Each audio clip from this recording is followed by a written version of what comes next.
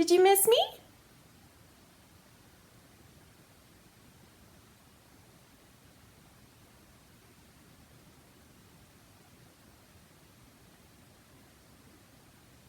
Okay.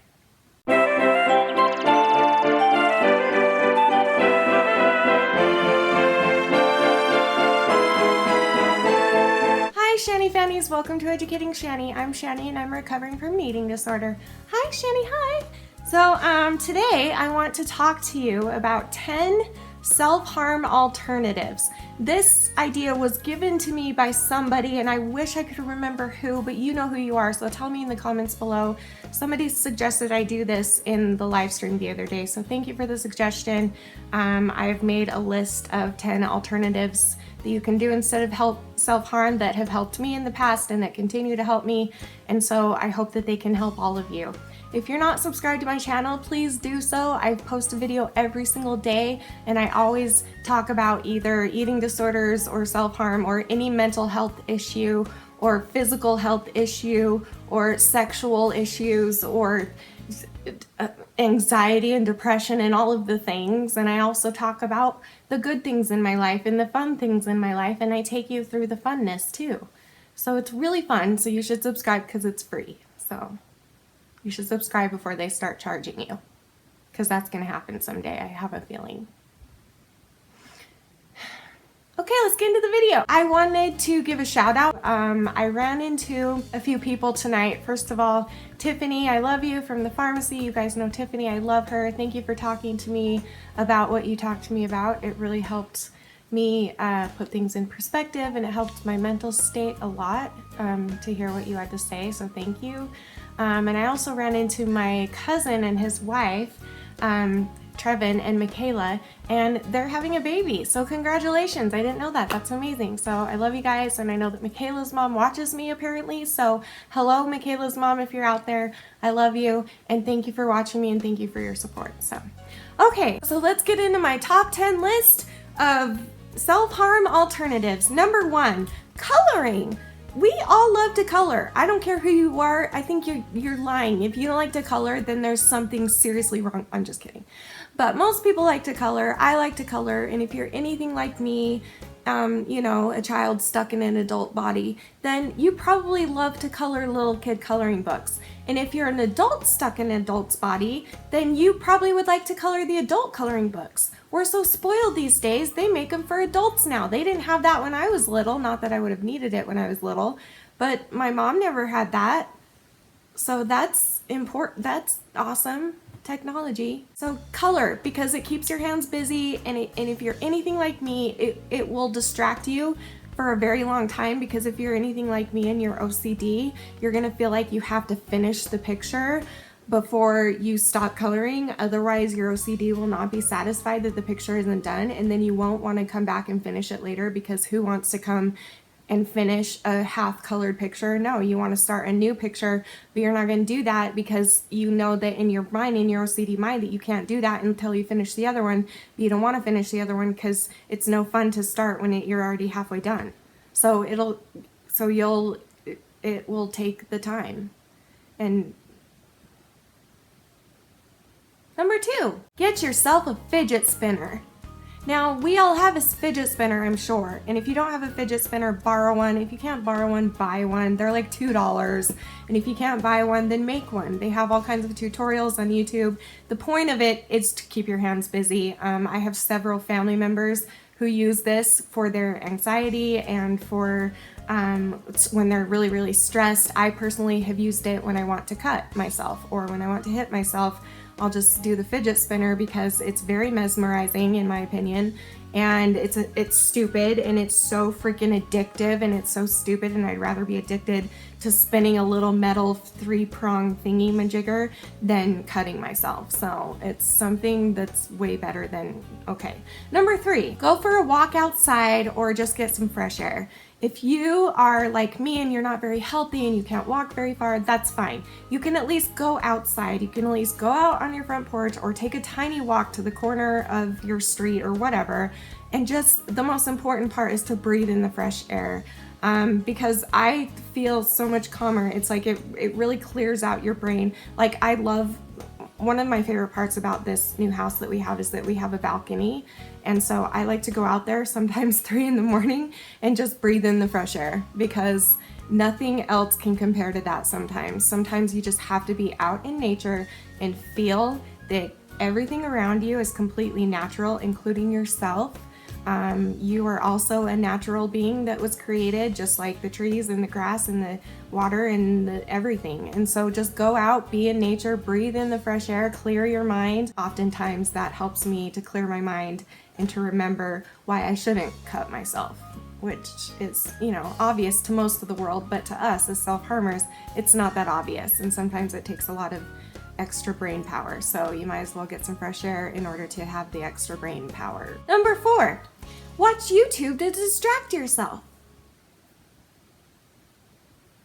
So you could go on YouTube and you could watch Educating Shani and you could be like, oh, she's kind of dumb, but she's really addicting because she's so dumb, and she's kind of a train wreck, but she's also really awesome and strong and beautiful, and she's also like been through tons of crap, but she's also like trying her hardest to get better, but she's also like really real, and she'll tell you if something's wrong, but she'll also like try and stay positive.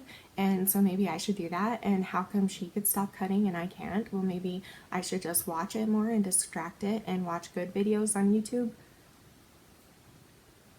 If you don't want to watch me, there are thousands and thousands and hundreds of thousands of other channels on YouTube. I personally have grown to love several channels, as you all know, and the ones that I love the most are ones that like ooze positivity and ooze like happiness and laughter, and I don't know, it's just very calming to me to watch other people be happy and to watch other people be funny and like lighten up the dark world that we live in. So if I'm not doing that for you, which I would understand, then I would seriously recommend finding somebody else on YouTube that you can watch that makes you feel better about yourself and that like makes you want to do better in the world. This one's gonna sound so simple, but that's because it is so simple. Hold hands with somebody. If you don't have a partner or a spouse or a boyfriend or a girlfriend or anything like that, chances are you probably have somebody. Do you have a best friend? Do you have a mom or a dad or a sister or a brother or an aunt or an uncle or a cousin or anybody in your life, whoever it is, hold their hand. And I'm not joking. I have done this countless times. I'll go into Danny's room in the middle of the night. If I feel like cutting, he'll be asleep, and I'll lay down in his bed and I will hold his hand for like an hour. I'll just lay there and hold his hand and I'll squeeze. And he's adorable, obviously, and he's even gotten to the point now where he knows why I'm doing that, and so he'll be asleep, but he's also like aware of what's going on, because he'll like squeeze my hand and he'll do that and he'll be like, are you okay, you know, and go back to sleep, and you're gonna be okay, and go back to sleep. Like, he's just so aware of it. Like the people in our lives, Danny was talking about this yesterday on the Motivation Monday video. The people in our lives, sometimes we need to let other people hold our pencil to make it work, and so sometimes we need to let other people hold our hand, and don't be ashamed to ask for that kind of help. And then that just reminds you of your worth, and it reminds you that you don't have to do that to yourself, because you can get attention in other ways, you know? Okay, number 6. This one might seem kind of vain or worldly, or I don't know what the word is, but if you're a girl or if you're a guy, whatever, play with your hair and makeup. I am the type of person where I don't do it often because I don't have much energy, but when I do, I like playing hair and makeup. I always have. I think it's really fun. I think it's really like exciting to me. I like to do different things with makeup when I have the energy, and I like to do my hair. And there have been several times where you guys have probably noticed, actually, I don't think I've ever told you this, but if you ever see me in a video looking extra pretty and extra done up and extra made up, that's because I wanted to self-harm and I decided to go and make myself up and then make a video instead. And it was fun for me and it distracted me. I put on lots of makeup and did my hair and I felt pretty and I felt better about myself. Not that that's what makes you feel better, but do you know what I mean? Like, it's just a fun thing, and that's okay. It's okay to use that kind of stuff sometimes to distract you from doing horrible stuff. I would much rather you be obsessed with putting makeup on than obsessed with slitting your wrists. Number 7, drink yourself some cold, fresh water, a lot of it. This is the same idea as getting fresh air. It will clear your mind, it will clear your brain, it will make your body feel better. Number 9. No, number 8. Go to a movie. If you are sick, if your body doesn't have much energy and you don't have a lot of energy to get out and do the same things that other people might be able to do, get out and go to a movie. You're not going to be self-harming yourself in a movie theater, and if you are, you'll get kicked out. And also, why would you? Why? What is the point of that? I don't know. I don't see that. Get out of your house is the point. Go to the movie, do something away from your home to distract yourself, and then see how you feel after the movie is over and see if you still feel like cutting. And I bet you won't, because you will have spent time with somebody, or you would have just you would be proud of yourself for getting out by yourself and doing that on your own and treating yourself kind like that and doing something good and fun for yourself. So number 9 is something that I've talked about a lot with you guys, and I've also noticed that it's become something that's a little bit controversial, which is drawing on your skin with a red marker instead of cutting your skin. I'm gonna show you what I'm talking about. So I used to have a Sharpie that was the exact color of blood. I now cannot find that color anywhere. I gave the one that I had to Felicity at the meet and greet because she's very open about this, so I know she won't mind me talking about it. She's very open about her self-harm, and I gave it to her at the meet and greet, and I said, use this instead of a knife or a razor or whatever it is that you're using. Please just try using this for a week and see how you feel. And the reason is that you visually can see that you have blood on your arm. See, look, I even have a mark from last time I did this, even though you don't. So it's like, you can do this, and see, that's really bright red. The one I gave her was like a darker red, but this is fine too.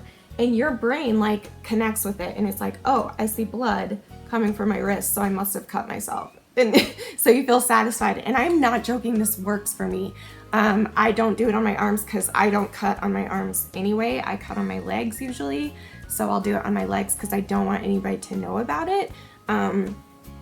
But you know, to each his own, and you can like hate me in the comments for that, or you can thank me, because I think that I would much rather you be drawing on your skin with a marker than cutting your skin and possibly hitting an artery or doing something or getting an infection and dying over something that you did not mean to die from, that you just because you needed a release for a minute. Take it out on the marker instead. How about that? And then last but not least, number 10 is surround yourself with people. Be around people. People on this earth are so important to other people. We're all human beings in this life, trying to get through it, trying to learn the lessons that we're supposed to learn through the hard things that we're going through. That's the reason. We're supposed to be learning lessons from it. And every single human being on this earth has been through hard times. I don't care who you are. I don't care how good someone's life appears on social media or wherever. Everybody in the world has been through hard times. They might not be going through the exact same thing that you're going through or whatever, but we all as human beings know what it's like to feel heartache and to feel alone and to feel scared and to feel hurt. You're not alone, and you're not the only person in the world that has problems, and every ounce of you deserves to be happy. You have a beautiful heart, you have a beautiful mind.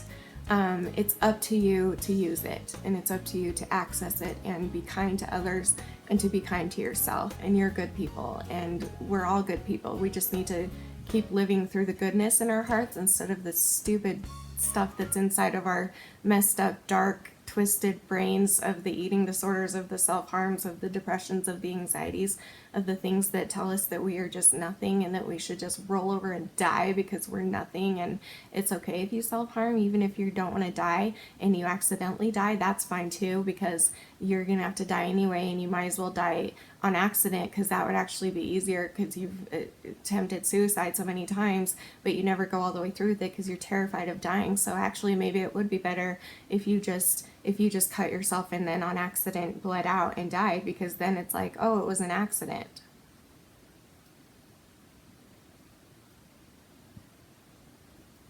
That is effed up thinking, and we all have it. Let's get rid of it together. I love you guys. I'll see you tomorrow for another video. And remember forever and always that you are beautiful, you are worth it, and I am too. Thank you for watching. Bye!